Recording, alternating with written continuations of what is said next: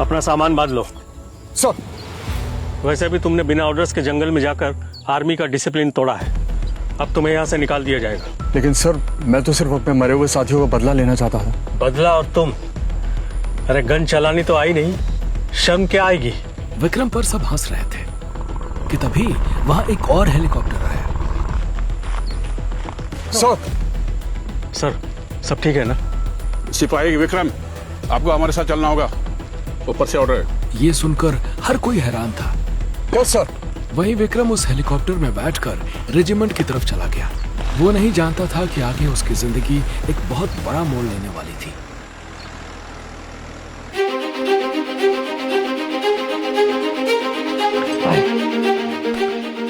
तुम्हारा इस रेजिमेंट में स्वागत है विक्रम।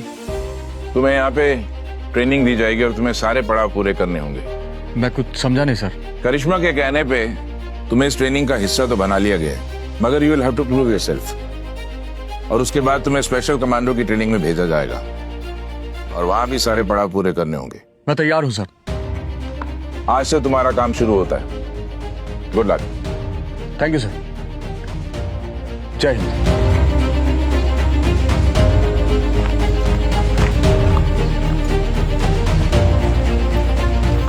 जय हिंद सर।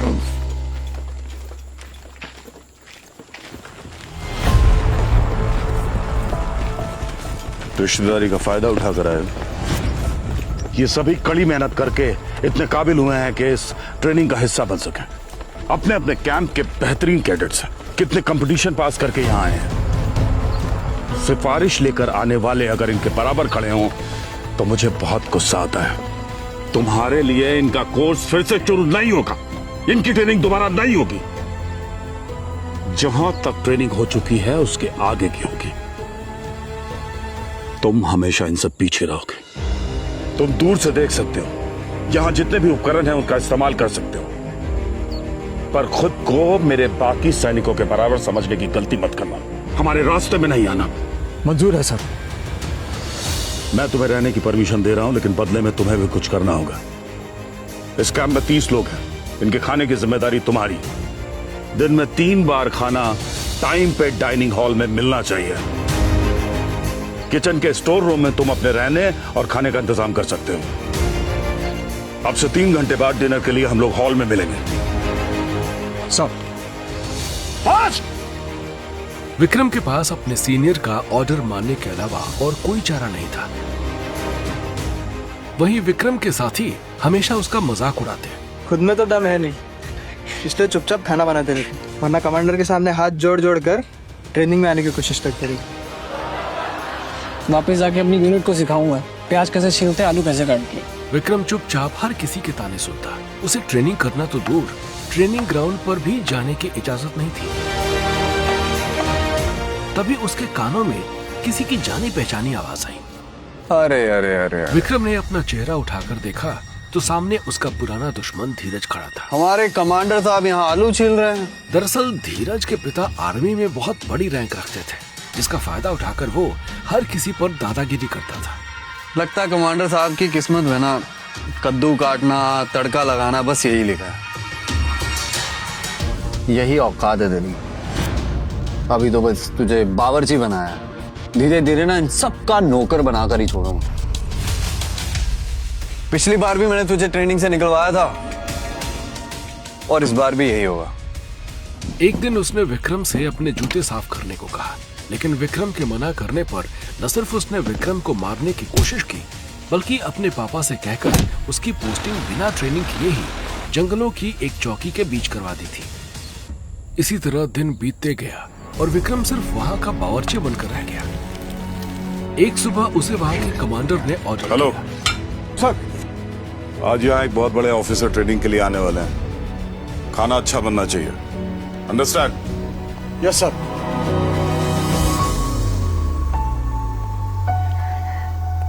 मैं मेजर साक्षी हूं। आज यहां तुम लोगों का सबसे बड़ा टेस्ट होगा। Are you ready cadets? वहीं विक्रम खाने की ट्रे लेकर टेबल पर खाना लगाने लगा और ये देखकर साक्षी का खून खौल उठा। जवान इधर आओ। Yes ma'am. तुम प्रैक्टिस के टाइम पे खाना बना रहे हो और सर्व कर रहे हो, फौज में बावर्ची बनने आए हो क्या? मैडम ये यहाँ का सबसे इनडिसिप्लिन और वर्थलेस कैडेट है। प्रैक्टिस के नाम से भी दूर भागता है, बस किचन में रोटियां बेलता रहता है। शर्म आनी चाहिए तुम्हें। लोग कितने सारे सपने देखते हैं यहाँ तक पहुंचने के लिए, और तुम टाइम पास कर रहे हो। मैडम ये सिफारिश लेकर आया है, इसलिए इसका कुछ कर भी नहीं सकते। क्या कोई मुहूर्त निकलवाना पड़ेगा? जाओ ट्रेनिंग ग्राउंड पे खड़े हो जाओ प्रैक्टिस के लिए। गो। तो वहीं वो भी ग्राउंड में जाकर सभी कैडेट्स के साथ खड़ा हो गया। ये सब देखकर हर कोई दबे मुंह विक्रम पर हंस रहा था। कैडेट्स, आज आप लोगों का सबसे बड़ा टेस्ट होगा। बहुत सालों से ये टेस्ट कोई भी पास नहीं कर पाया है। बहुत उम्मीदों के साथ आई हूं मैं इस बैच के लिए। जो भी मेरी इस उम्मीद पे खरा उतरेगा उसे स्पेशल कमांडर बनने का मौका मिलेगा। Yes ma'am. आप लोगों को वो लकड़ी का बोर्ड दिखाई दे रहा है, उसके बीचों बीच एक ब्लैक कलर का डॉट है। उस ब्लैक डॉट पे निशाना लगाना है आप लोगों को। जो निशाना लगा लेगा वो टेस्ट पास कर लेगा। मैम, मैं लगाऊंगा निशाना। मैं यहाँ का बेस्ट निशानेबाज हूँ और मुझे पूरा यकीन है ये टास्क मैं ही जीतूंगा। वो तो निशाना लगाने के बाद ही पता चलेगा। ये सुनकर धीरज तनकर खड़ा हो गया। उसे यकीन था कि स्पेशल कमांडर तो वही बनने वाला था। धीरज ने आगे जाकर निशाना साधा, लेकिन उसकी गोली रेड डॉट तो दूर उस लकड़ी के बोर्ड तक पर नहीं लग पाई। बहुत उम्मीद थी मुझे इस बैच से, लेकिन हर साल की तरह इस साल भी ये टेस्ट कोई पास नहीं कर पाया। जाइए जाके अपने पोजीशन पे खड़े हो जाइए। अब हर कोई समझ चुका था कि ये किसी के बस की बात नहीं थी। Anyone else? मैम सर, क्या मैं एक बार ट्राई कर सकता हूँ विद योर परमिशन? ये क्या, यहाँ चाकू चम्मच चलाने की बात नहीं चल रही है। तू जाके सब्जियां काट। धीरज ने विक्रम से ये कहा तो हर कोई दबे मुंह हंसने लगा। शांत हो जाइए। तुम ट्राई कर सकते हो जवान। मैडम ये सिर्फ टाइम पास कर रहे हैं, उसने कभी बंदूक ही नहीं उठाई। निशाना लगाना तो बहुत दूर की बात। देखिए ये भी इस बैच का हिस्सा है। मुझे पता है ये कुछ नहीं कर पाएगा, पर इसको मौका देना मेरा फर्ज है। Thank you ma'am.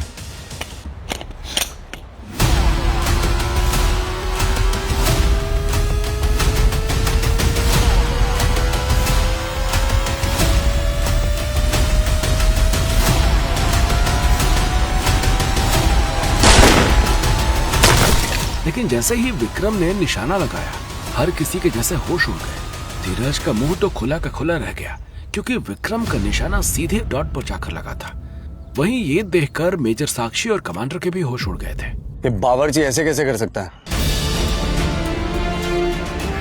तुमने आज तक बंदूक तक नहीं उठाई ना, फिर इतना सटीक निशाना कैसे लगा सकते हो? क्या है तुम्हारी सच्चाई? क्या छुपा रहे हमसे? Tell me.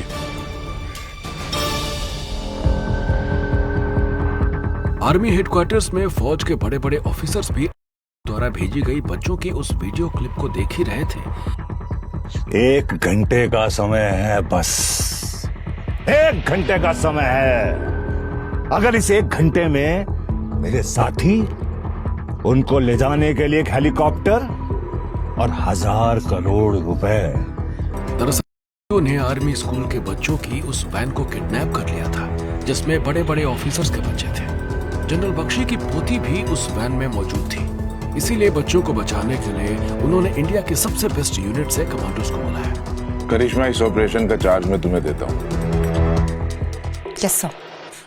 धीरज, आखिर विक्रम भी तो एक फौजी ही है ना? तो ये लो पिस्टल, तो चलवा के दिखा दो गोली अपने जवान से।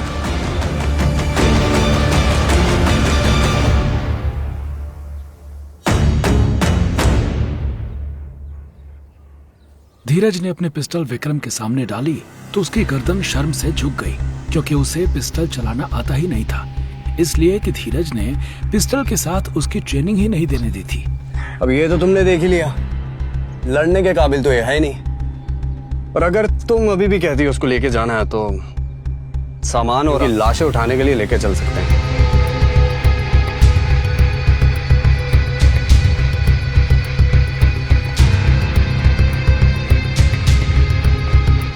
और फिर बेस्ट कमांडो की टीम में हेल्पर के लिए विक्रम को शामिल कर लिया गया।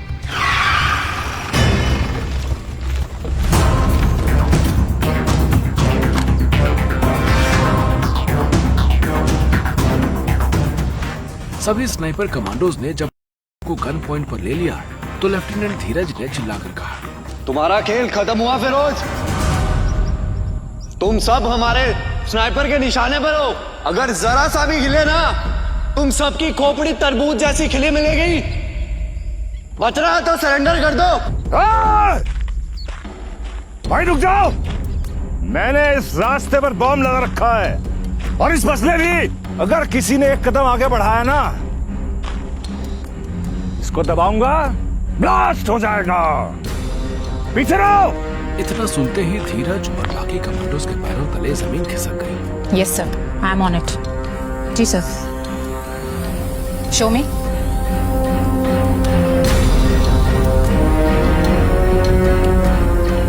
सर, ड्रोन से देख पा रही हूँ कि 3 से 4 होने की आशंका है। करिश्मा, देश के टॉप ऑफिसर्स के बच्चों की जान दांव पर लगी है। तुम एक काम करो, उस अर्दली को भेजो नेगोशिएशन के लिए। All right sir, on it. सुनो, तुम्हें मौका चाहिए था ना, मिल गया मौका। अंदर जाओ और पता करके आओ कि वहां क्या हो रहा है। It's your time. जी मैम। फिरोज, तुम्हारी मांगों की बात करने के लिए हमारा एक निहत्था जवान तुम्हारी तरफ आ रहा है।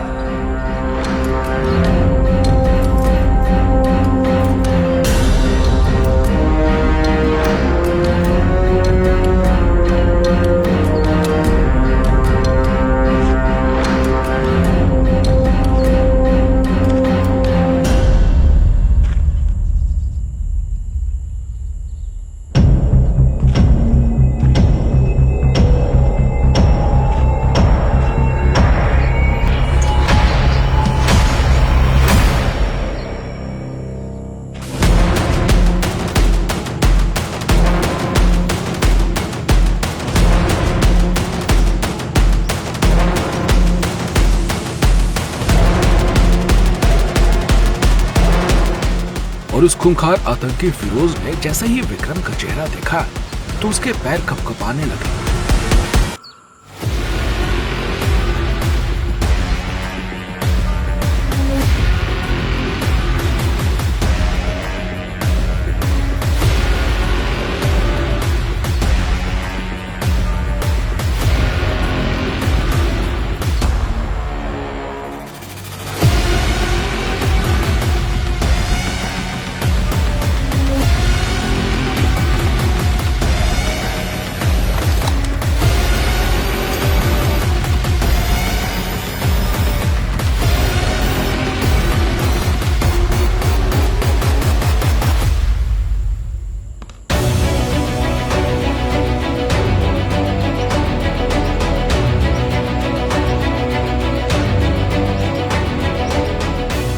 क्या लगता है आपको, इतने बड़े ने क्यों जोड़े एक मामूली से बावर्ची के आगे हाथ? इतना खूंखार क्यों मांगने लगा एक बावर्ची से अपनी जिंदगी की भीख?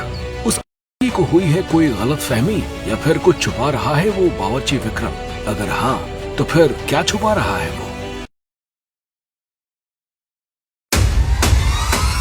आगे की कहानी जानने के लिए नीचे दिए गए लिंक से डाउनलोड करें पॉकेट FM ऐप।